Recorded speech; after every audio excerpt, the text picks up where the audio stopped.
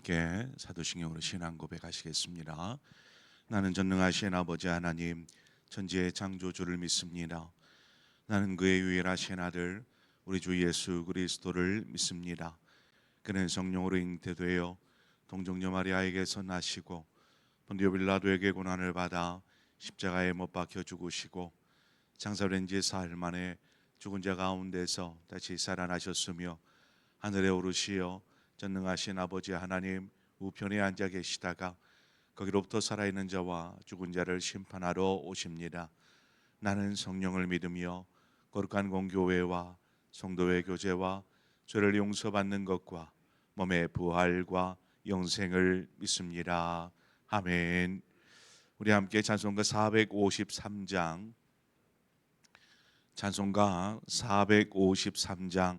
예수 더 알기 원하네 크고도 높은 은혜와 우리 함께 찬송하도록 하겠습니다. 찬송가 453장입니다. 453장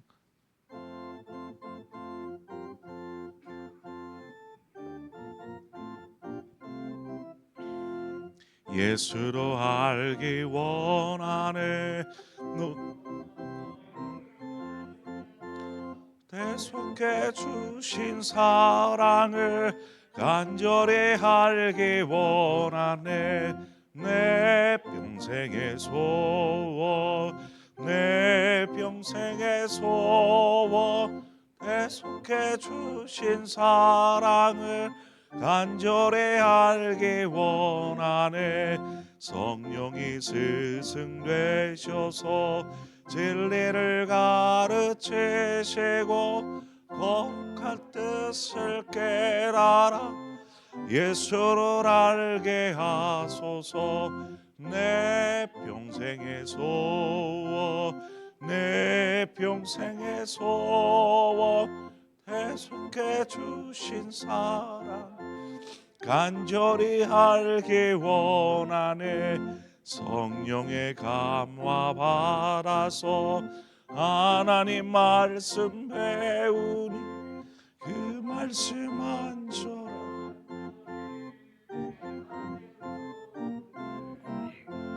내 평생의 소원 평생의 소원 대속해 주신 사랑을 간절히 알기 원하네 예수가 계신 보좌는 영광에 들려 있도다 평화의 왕이 오신 그 나라 왕성하도다 내 평생의 소원 내 평생의 소원 대속해 주신 사랑 간절히 알기 원하네.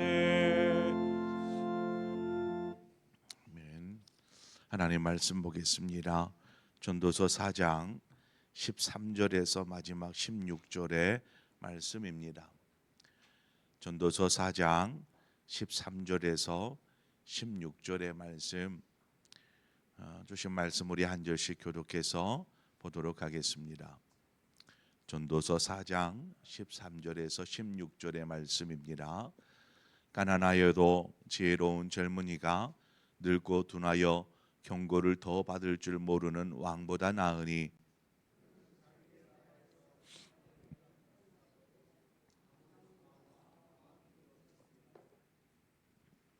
내가 본즉 해 아래에서 다니는 인생들이 왕의 다음 자리에 있다가 왕을 대신하여 일어난 젊은이와 함께 있고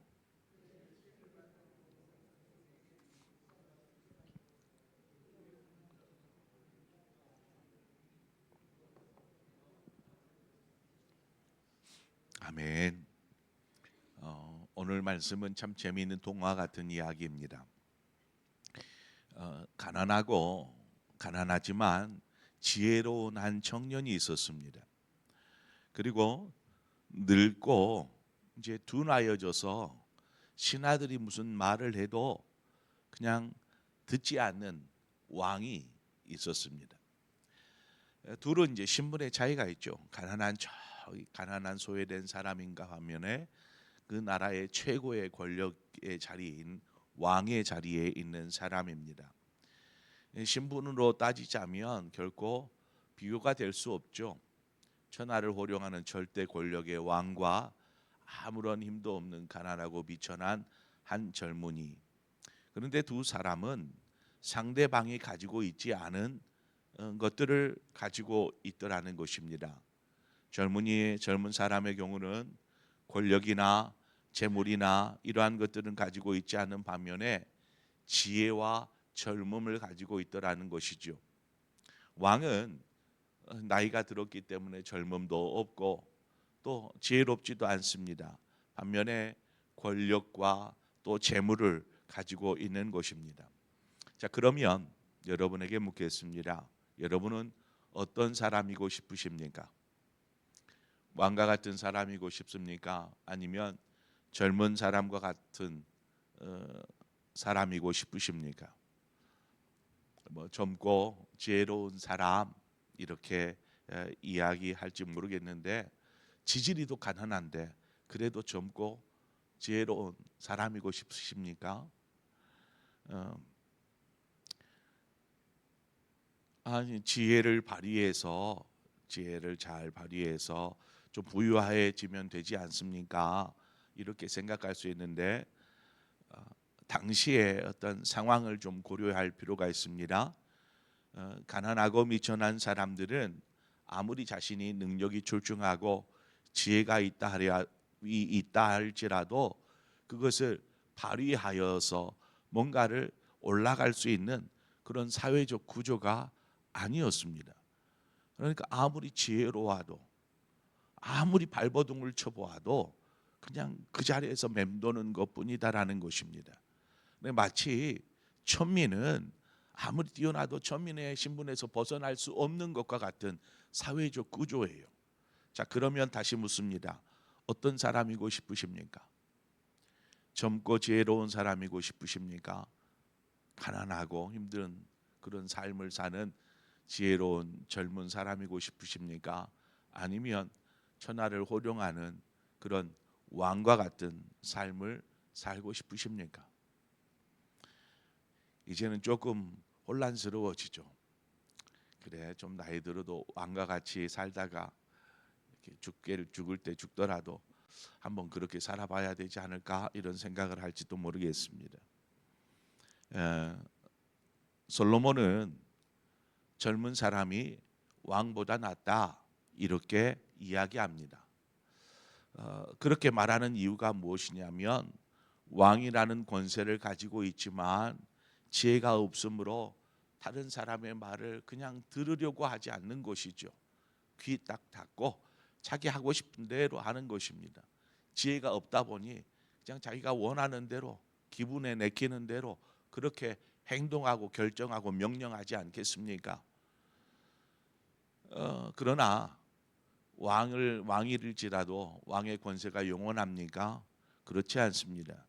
사람들이 자신의 왕이기 때문에 분명히 자신주의로 몰려들었을 테지만 나중에는 폭군처럼 자기 마음대로 하다 보니까 사람들이 서서히 자신의 곁을 떠나더라는 것입니다.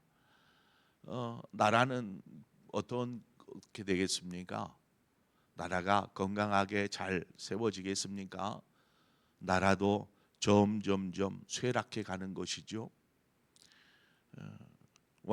그러면은 그렇게 되어지는 왕의 말년을 우리가 한번 생각해 보십시다. 왕 곁에는 아무도 믿을 만한 충신조차 사람조차 없는 혼자 덩그러니 남아 있는 그러한 초라한 왕의 모습. 나라는 국력은 다 쇠락해서 망하기 직전의 모습들을 우리는 쉽게 상상해 볼 수 있을 거라고 봅니다. 남 부러울 것 없는 삶을 살았던 왕.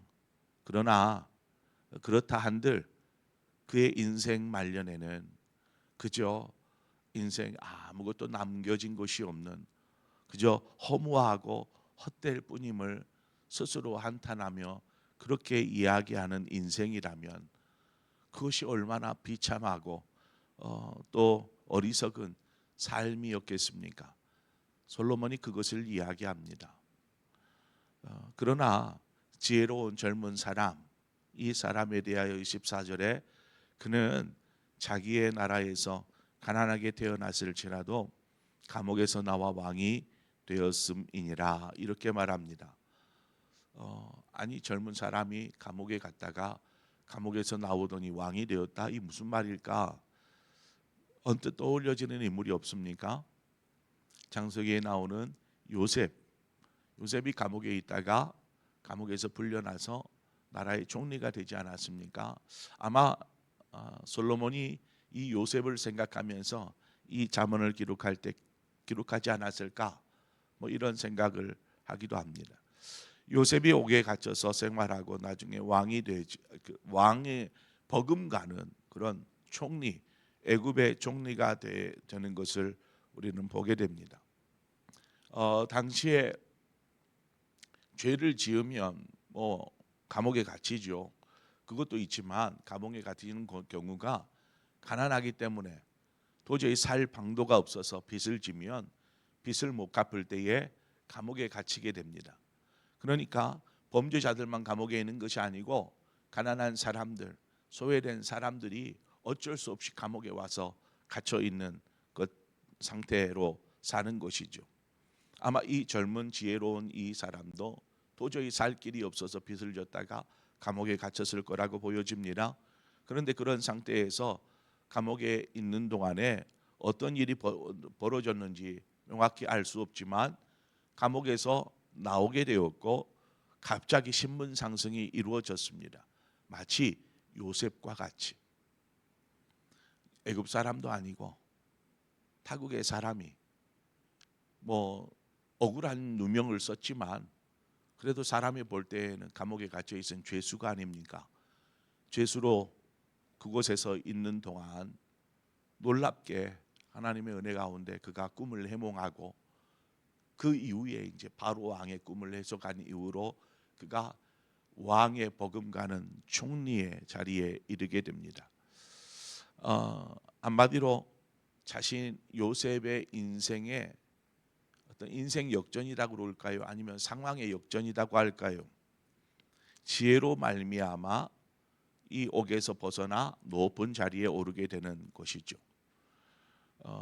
최고의 권력자나 어떤 재력가가 되기보다 이것을 보면 이 내용을 통해서 우리는 지혜로운 사람이 되어야 한다라는 것을 분명히 솔로몬이 이야기하고 있다라고 우리 생각할 수 있습니다. 창세기 41장 38절 39절에 보면 요셉에 관하여 이렇게 바로가 말합니다. 바로가 그의 신하들에게 이르되 이와 같이 하나님의 영에 감동된 사람을 우리가 어찌 찾을 수 있으리요 하고 요셉에게 이르되 하나님이 이 모든 것을 내게 보이셨으니 너와 같이 명철하고 지혜 있는 자가 없도다. 이렇게 말하면서 요셉을 감옥에서 불러내어서 왕이 자신이 타던 버금 수레, 이 수레에 태웁니다. 그리고 애굽의 왕 다음으로 총리에 오르게 되죠. 자, 그렇다면 우리가 지혜로운 사람이 되어야 하는데 이 지혜, 요셉이 가지고 있는 지혜는 어떤 지혜인가? 바로가 이야기한 것처럼 요셉이 가진 지혜는 하나님의 마음에 감동된 사람으로서의 지혜더라는 것입니다. 오늘 본문에 나오는 지혜로운 젊은 청년의 모습 역시 마찬가지입니다. 그 지혜는 단지 처세술, 세상을 살아가는 삶의 지혜라기보다는 하나님의 뜻을 깨닫고 또 말씀을 통해서 자신이 어떤 삶, 무엇을 해야 되는지를 아는 지혜라고 이야기할 수 있을 것 같습니다. 그래서 우리는 지혜로운 삶을 살되 세상에서 지식과 경험으로 쌓여진 어떤 지혜가 아니라 하나님을 바르게 바라볼 수 있고 하나님의 말씀을 바르게 들을 수 있고 그것에 순종하며 그 길을 걸어갈 수 있는 그런 지혜를 이야기하고 있는 것입니다. 우리가 갈망해야 할 지혜는 하나님을 아는 지혜이지요. 왜냐하면 하나님은 모든 지혜의 근원이 되시기 때문에 그렇습니다. 우리가 하나님을 알 때 이 세상을 살아갈 지혜조차도 하나님에게서 얻게 되는 것입니다. 15절 16절에 이야기하는 솔로몬은 어떻게 보면 이제 본인의 이야기로 돌아오는 것처럼 보여집니다. 지혜를 가진 젊은이가 왕이 되었습니다. 왕이 되고 보니 주변에 사람들이, 어리석은 왕 곁에서는 사람들이 떠났지만 지혜로운 왕 곁에 사람들이 모여들기 시작합니다. 그래서 이제 왕이 되어서 이러한 자신 곁에 모여드는 수많은 사람들, 이 사람들을 잘 다스려서 이제 다시금 나라를 회복하지 않겠습니까? 그러니까 선왕, 앞대의 왕이 나라를 어떻게 다스렸든지, 그가 실패했다라면 실패를 거울 삼고, 그가 잘한 것이 있다라면 그것들을 더 부흥시켜서 건강하고 부흥된 부강한 나라를 세워가는 것이죠.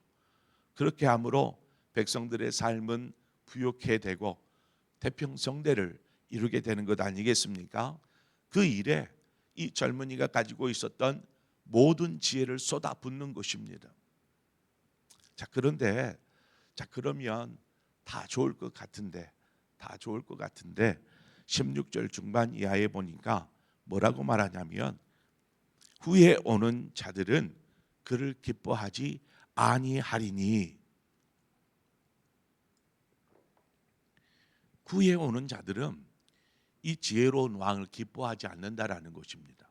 아니, 지혜로워서 나라를 잘 다스렸는데 왜 후에 오는 사람들이 이 왕을 기뻐하지 않는 것일까요? 이것은 세대가 바뀌었다라는 것입니다. 세대가 바뀌면서 이제 어린 세대들이 올라와서 젊은 세대들이 되고, 이 세대들이 볼 때에 왕은 더 이상 왕으로 인해서 기뻐하지 않게 되었다라는 것입니다. 무슨 말이냐 하면 자신들에게 맞지 않는다라는 거죠.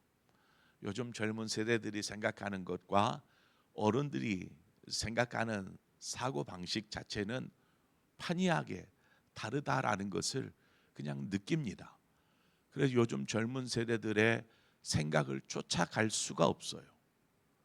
어른들의 사고 방식이 있잖아요.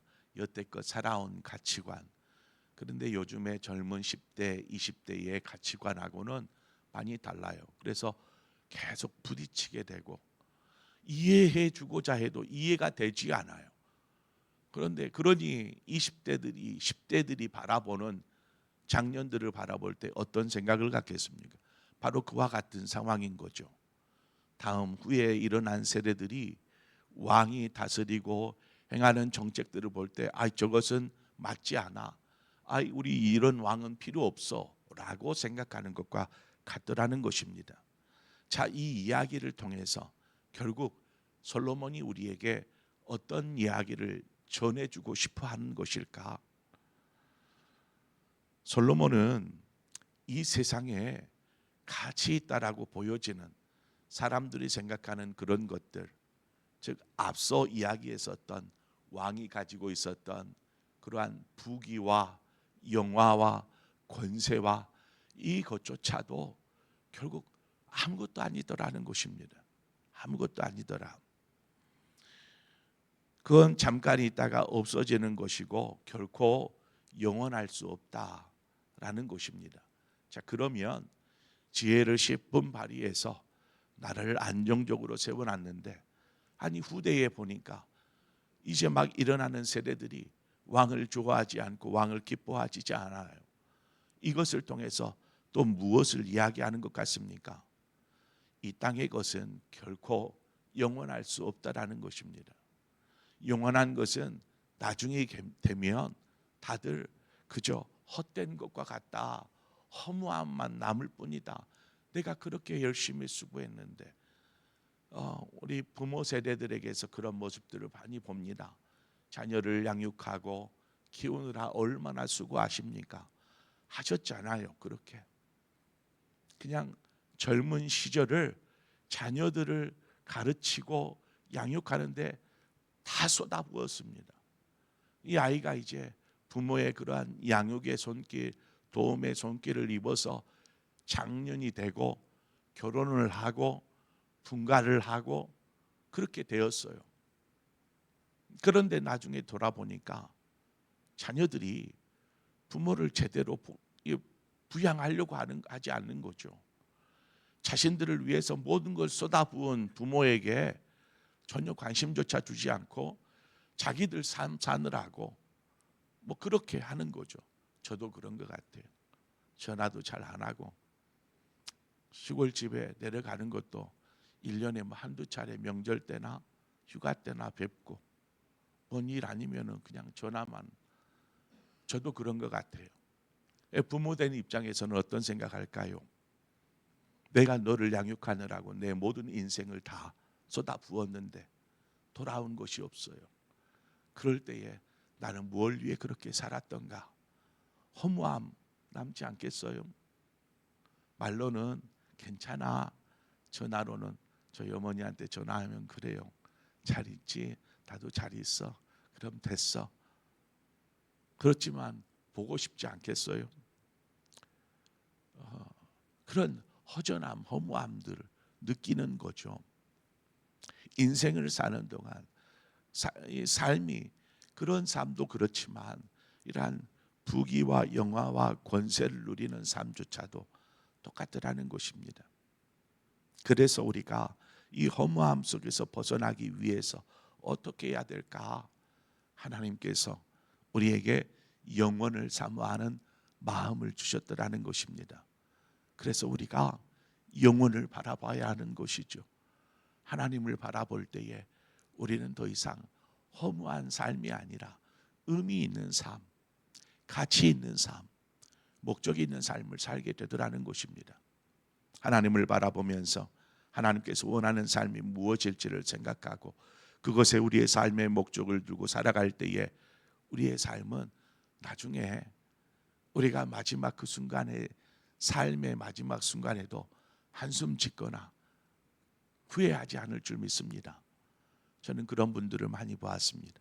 임종 직전에 가서 기도할 때. 그렇지만 믿음의 사람들은 결코 그 순간에 한숨 짓지 않더라고요. 저는 하나님 나라에 갈 것입니다. 그러기에 깊은 마음으로 기도를 듣는 것이죠. 말씀을 듣는 것입니다. 바로 이것이 참된 의미 있는 삶이 아닐까요? 그러므로 하나님이 주신 그 영원을 사모하는 마음을 그저 허탄한 데 쓰지 말고 하나님을 바라보고 말씀 앞에 굳게 서서 영원을 위해서 나아가는 저 여러분의 삶 되어지기를 축원합니다. 기도하겠습니다. 좋으신 하나님, 참 이 세상에 남 부러워할 만한 많은 것들이 있습니다. 우리 역시도 그런 것들이 부럽기도 하고 그런 삶을 살아보고자 하는 마음도 있고, 그러나 결국에 나중에는 그 모든 것들을 허무하게 느끼고 내가 뭘 위해 그렇게 살았던가 라고 생각한다라면 얼마나 허망한 어리석은 삶이겠습니까?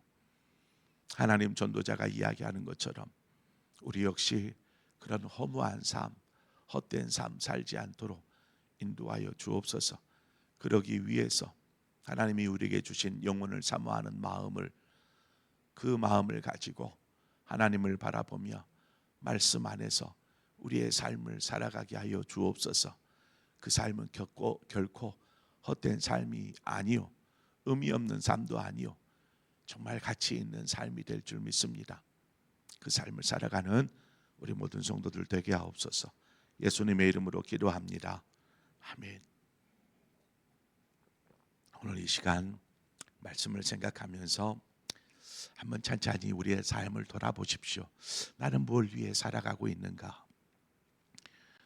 정말 그것이 지금에는 정말 중요하고 가치 있는 일인 것처럼 보일지 모르지만 우리가 죽음 앞에 섰을 때에 아유, 내가 뭘 그렇게 열중하며 살았던가 하지는 않을까? 우리가 그런 후회가 없도록 하기 위해서 하나님을 알아야 합니다. 하나님 아는 지혜를 우리에게 주시옵소서. 그리고 그 지혜를 가지고 하나님이 기뻐하시는 삶 살게 하여 주옵소서. 우리 그 마음을 가지고 우리의 신앙을 위해서, 우리의 가정을 위해서 함께 기도하고, 또 여러분 각자의 기도의 점으로 기도하시다 자 이렇게 돌아가시겠습니다. 함께 기도하겠습니다. 주신 하나님, 은혜를 감사합니다.